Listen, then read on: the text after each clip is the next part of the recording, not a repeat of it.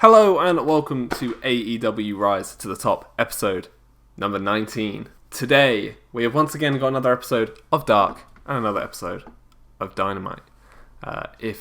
Last week, if you remember, we got a 38 rating for Dark. We had a really bad Dark episode, like possibly the worst one, and then we had our second best Dynamite episode. So, let's just get the best for both shows this week. Why not? So we've got Dark just coming up in a few seconds, and then Dynamite in a little bit.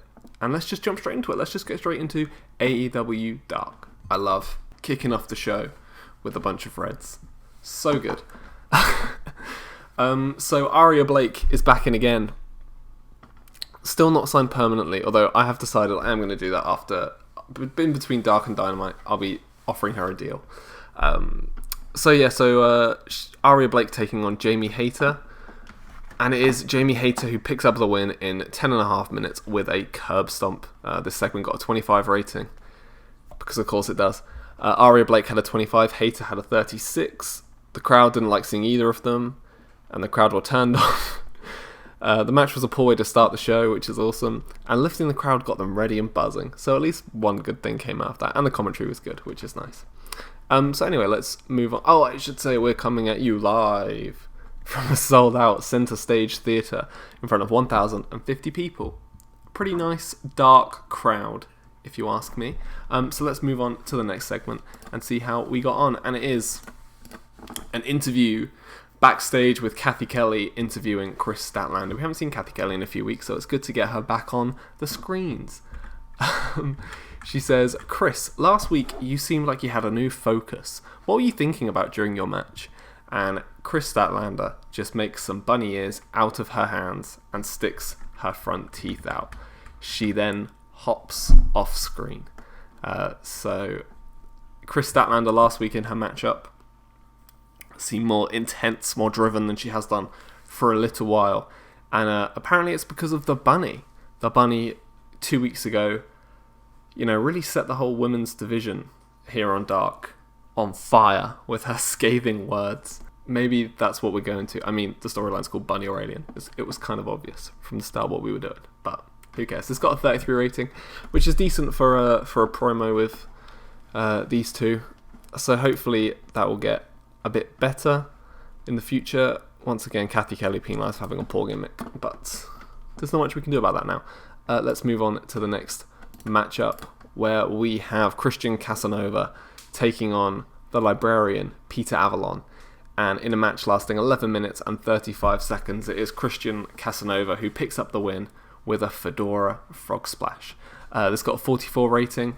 Once again, still just trying to boost Casanova up, as well as like a young new talent. He had a performance of 46, Peter Avalon had a 36, and the crowd still don't like seeing Peter Avalon. It's probably because he's losing all the time. If I had to guess, it would probably be because of that. He wasn't happy with this booking decision, but then Christian Casanova cracked his thumbs and he got very scared, so he didn't bring it up. But yeah, 44 rating is pretty decent. Nice first singles matchup of the evening, and now let's move on to the next segment, which is Christian Casanova grabs a microphone after the match. Count. You want to brag about being undefeated? Mate, you've had one match. That's nothing to shout about. Now, if you want to get in the ring with me, you got to earn that, man. Have a real fight next week. Then we'll see. So the newbie storyline has advanced with this segment, and Casanova did a masterful job of improvising interactions. What a bloody legend. That segment got a 45 rating, which is nice. And yeah, pretty good little promo. Casanova and Kaun looking like they're heading towards each other. Can't think of the word that means that. Yeah, it looks like they're coming to a crossroads, and the only way past it is in the ring. That was terrible. So let's move on to the final segment. Oh no, sorry, the main event of Dark. Not the final segment, the final match. The main event of Dark that was announced last week. The Hybrid 2 taking on the Rascals.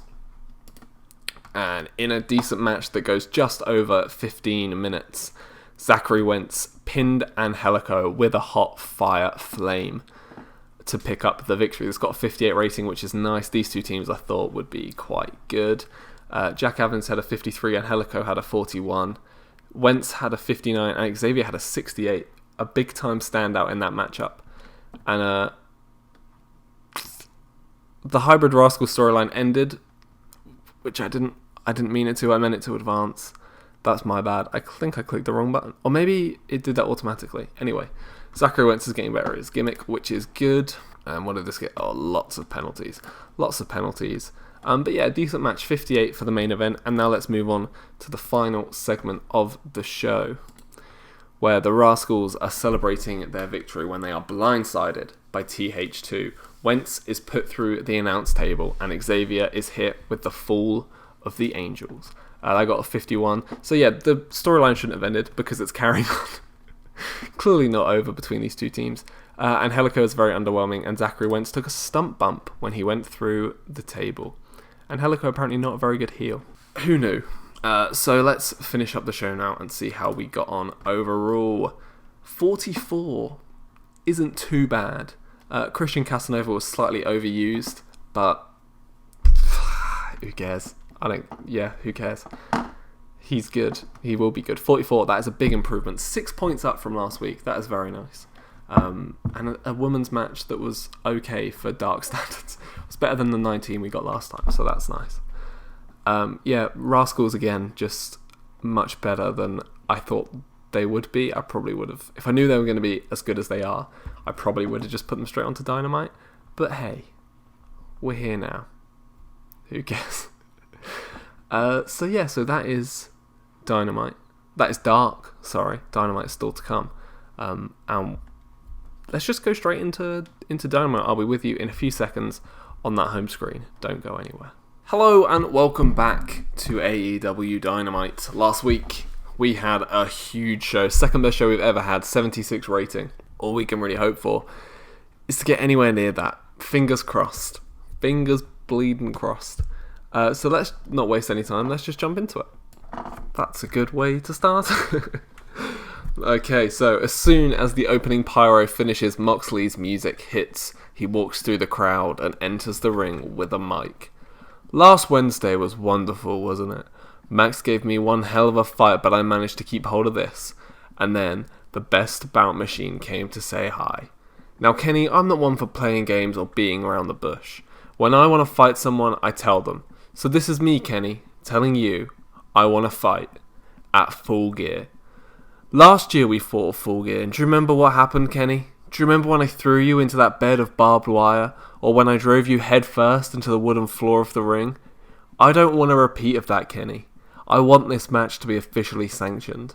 And I want it for the AEW World Heavyweight Championship. I'm going to beat your ass again, Kenny. Oh, 81 rating. That's a beautiful start. John Moxley benefited from regards to the public support. The World Championship storyline segment was again limited for being short. I don't know what to do. But yeah, what a great start. Let's move on to the next segment. God, it just carries on. It just bleeding carries on. Kenny's music hits and he comes down to the ring. Wow, John, you really take the fun out of everything, don't you? You see, I had this whole cat and mouse game planned. I was going to haunt you, John, until you gave me what I wanted. But now I don't even have to. You make this too easy, man. I wanted to thank you for bringing up that Lights Out match. Yeah, you beat me, but I was a different person back then, John. I was Kenny Omega, the nice guy, playing video games and hanging out with Knack. That Omega died with Adam Page's career. You're facing someone you've never encountered before. You're fighting with the world's best bout machine. You'll go on one-on-one with the goddamn cleaner, bitch. Goodbye and good night. Bang. That also, 81. What a great start. Championship storyline again has advanced. Moxley did a good job. Everyone did a good job. Once again, limited for being short. I think so. Okay, if it's people who are really popular, maybe make them a bit longer. I'm not really sure. But after that, amazing start. Oh, we're coming at you live as well from 5,970 people at the South Anna Star Center. Let's move on to the first matchup of the evening, which is Maria Manic taking on Yuka Sakazaki. Maria Manic picks up the win in 12 minutes and 6 seconds with an Alabama Slam. Maria Manic had a 41, Yuka Sakazaki had a 38, and the crowd didn't seem thrilled with seeing Maria Manic. But that's okay. They'll get used to it. The segment got a 43 rating. And only a couple penalties, negative crowd reaction, awful gimmick, and being inexperienced for Sakazaki. So yeah, not too bad of an opening matchup for the evening. But let's move on to the next segment, where we have another great promo. Chris Jericho. Why do I have next week? I meant to write Chris Jericho is at home next to his pool in his garden. You can tell that I'm quite tired doing this. So yeah, just imagine it says next to his pool. Darby Allin, you think you're so mysterious, don't you? You think you're hot shit because you make angsty black and white videos, huh? I can do that too, you stupid idiot. The video turns black and white and the camera switches to a close-up shot of Jericho now in Painmaker makeup. Pain. You think you know pain, Darby? I was born in pain. My whole life has been pain. The camera comes back to the first shot and the colour returns. Yeah, that's what you sound like, you piece of shit. So the Inner Circle storyline advanced. Chris Jericho obviously was amazing, a 78 rating. Beautiful. Again, limited for being short. Okay, I'll remember that for next time. If I think it's going to be a good rating, make it a bit longer. So let's move on to the next matchup, where we have the Broken Bad Boys, Joey Janela and Matt Hardy, taking on the Butcher and the Blade. And it is the Broken Bad Boys who continue their winning form by picking up the victory in 13.5 minutes when Joey Janela pinned the Blade with a twist of fate into a moonsault foot stomp combination. That segment got a 55 rating, very even. Apart from the Butcher getting a 43, there was a 52, a 50, and a 50 in this matchup, which is pretty good. Let's take a look at the penalties. Matt Hardy for declining physical ability, and Joey Janela for inconsistency and low morale. Butcher and the Blade didn't get any penalties. That's pretty good. Good for them. Well done, guys. I'm proud of you. Okay, so let's move on to the next segment. This was supposed to be a promo, but I think I might have put it in the wrong place. So yeah, Dustin Rhodes is back in action on Dynamite, taking on Kip Sabian. This got a 45 rating, and Dustin Rhodes does pick up the win in 12 minutes 47 with a power slam. Both competitors there getting a 48 rating, which is nice to see. Kip Sabian not getting the crowd don't want to see him thing anymore, which is very nice. Dustin Rhodes, couple penalties, holding back, poor momentum and declining physical ability, and Kip Sabian penalised just for holding back. So a decent matchup in the middle of the show, sort of a bit of a lull in the show, but let's move on to the next segment. Yes, so just imagine this segment and the last segment flipped around. That's just my fault putting it on the booking sheet in the wrong order. So Matt Hardy grabs the mic. FTR, we beat you both one-on-one. We need a title shot. We need those titles because titles mean money. Janela, oh, for God's sake, I hate money, Matt.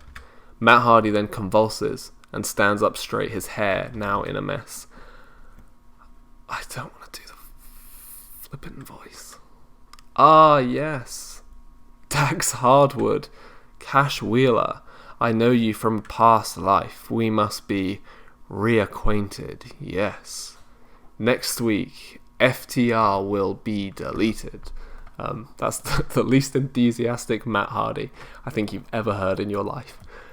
I don't want to do the voice. I feel silly doing the voice. Maybe next time. That's the reason I haven't written any Matt Hardy promo so far, is because I really didn't want to do the voice. But yeah, so Janela was penalised for low morale, but this got a 54 rating. So next week, FTR versus the Broken Bad Boys for the AEW World Tag Team Championship.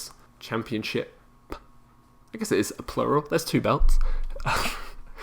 So yeah, let's move on to the next segment of the show, where we have MJF taking on Marco Stunt, and in just under 15 minutes it is MJF who picks up the win with Assault of the Earth. MJF bouncing back after his loss last week to Jon Moxley. This got a 54 rating. MJF 52 performance and was really off his game. Marco Stunt had a 58. Again, he's going to get dinged for low morale. Yep, penalty for low morale. And for inconsistency. Marco Stunt is actually really good. Like 58, like, come on. AEW World Champion Marco Stunt. It's going to happen. Yeah, so a nice little match there just to give MJF a bit of oomph back after losing last week. So now let's move on to the net. Oh my god, we have a women's segment that's got a 60 rating. This never happens. Yes. So a video plays showing Britt Baker in a doctor's waiting room. I have the honour of giving you 2 huge announcements. The first one is that you are now watching the debut episode of The Waiting Room, a segment where the resident doctor helps you fulfill your potential and become a true role model, just like me. This week, however, I don't have time to talk about me, because I have to talk about Tenille. Last week she caused $5,000 worth of damage to my office, and frankly, I don't feel safe being around her anymore. So I have spoken to management and, as well as reimbursing me the money and damages, she will also be suspended for 1 whole month. So remember kids, crime doesn't pay. There are so many spelling mistakes in that. Oh, I'm so sorry, that's terrible. But the Women's Championship storyline advanced, and Dr. Britt Baker was superb without a script.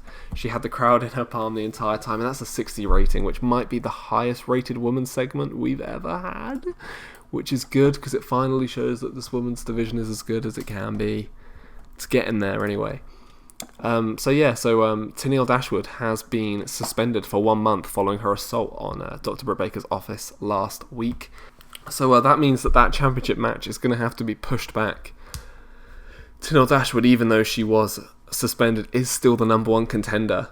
She won the Fatal 4-Way elimination match a couple of weeks ago to earn that opportunity. So it looks like a month's time that probably isn't going to be happening until Full Gear. So that is already 2 matches announced for Full Gear. We've got the AEW World Championship match and the Women's Championship match, both announced for Full Gear. Let's move on to the next segment. And this is more like it, isn't it? This is what it's normally like.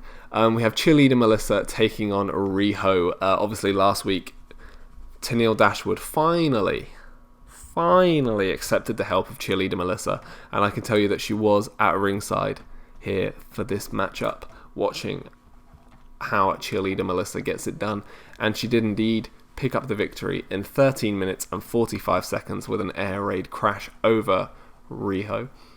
Segment got a 47 rating, which means that the protege storyline advanced and gained heat. Cheerleader Melissa was really off her game and got a 49 rating still, which is pretty good. Riho got 50. And the match was poorly placed. Yeah, I tried to lift the crowd before the main event, and clearly didn't need lifting. But hey, that's alright. Segment was penalised for poor crowd management. Yeah, that's my bad. But still, 47 isn't too bad. And now we do move on to the main event of the evening. Mr. Brody Lee taking on the monster, the machine, Brian Cage.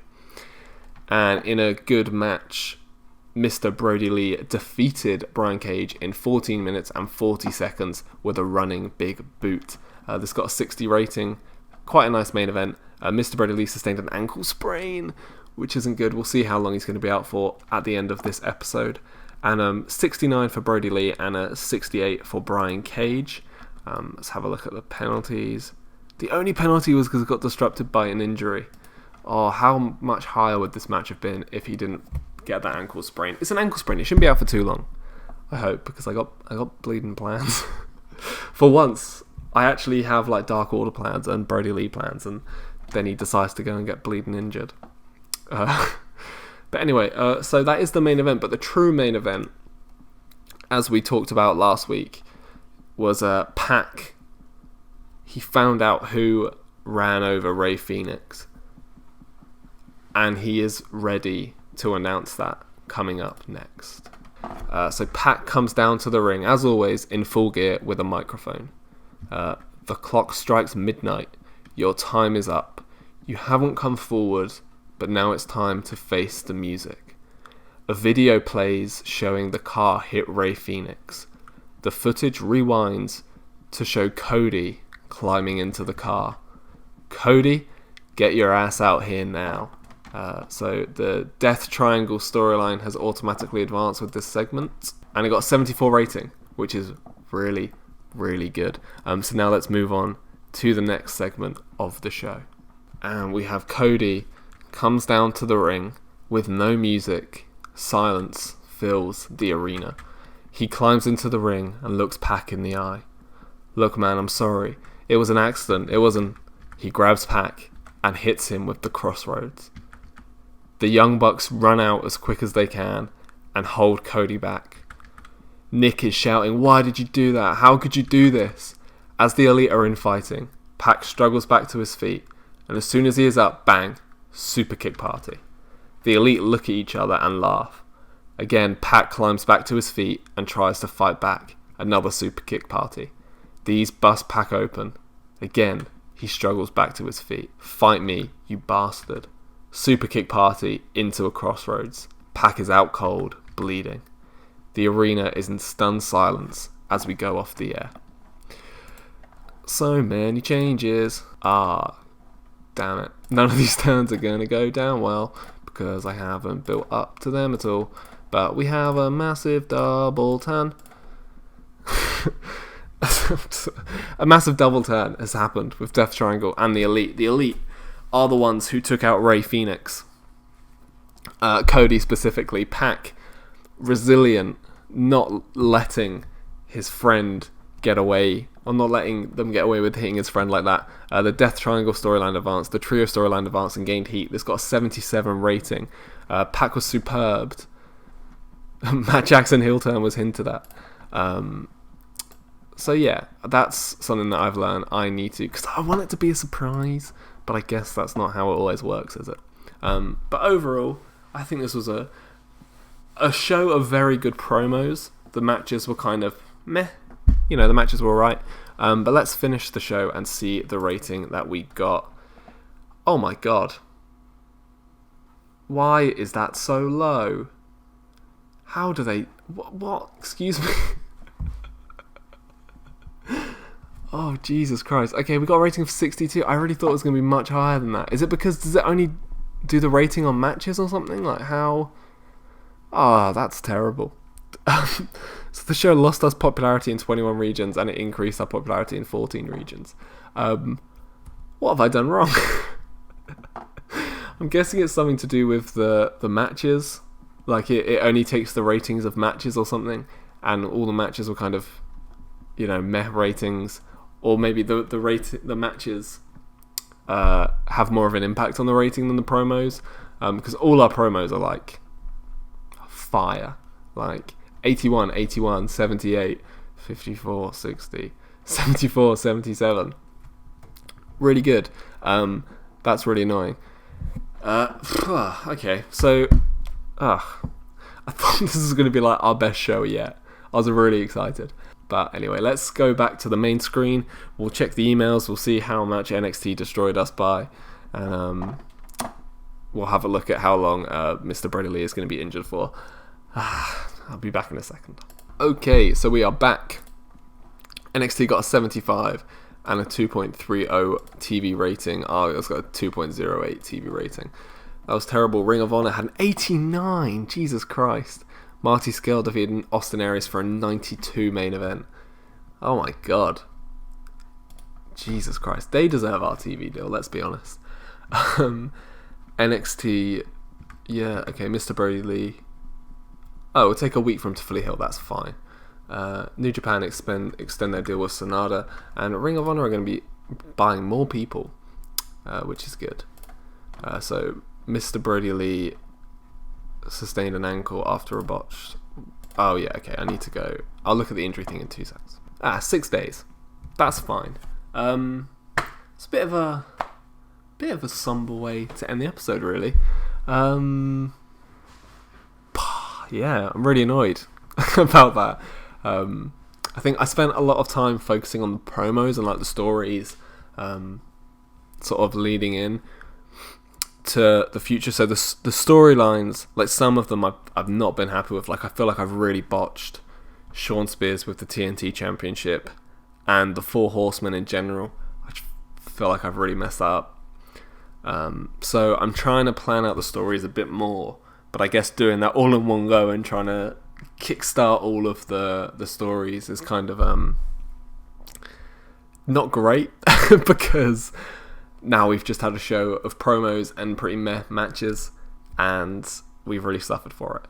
But anyway, if you enjoyed the episode, please leave a like, leave a comment. If you know how the ratings are done, like if it's done like, I don't know, like if it takes like 80% of the match ratings, and if it takes like an average of all the matches and average of all the promos, but it's weighted like 80 to 20 or something in the favour of the matches, that would kind of make sense in my head about how we'd get that rating from that show. But yeah, if you know anything like that, please let me know in the comments. Yeah, if you enjoyed this, please like, please comment, subscribe, all that good stuff. And yeah, I'll see you for the next episode very soon. Thank you for watching. Goodbye.